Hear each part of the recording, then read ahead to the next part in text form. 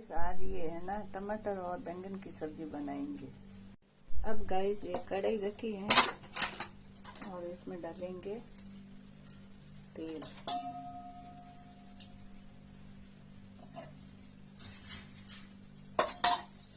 तेल डाल दिया, बाद में इसमें डालेंगे जीरा, राई और जीरा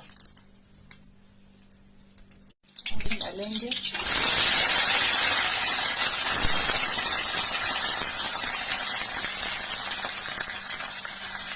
बैंगन डाल दिए और ये टमाटर भी साथ में डालेंगे।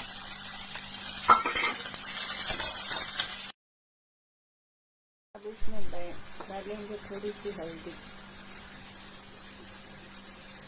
थोड़ी सी मिर्ची, थोड़ा सा नमक, पकने देंगे। ये बन गई टमाटर और बैंगन की सब्जी, बहुत स्वादिष्ट लगती है।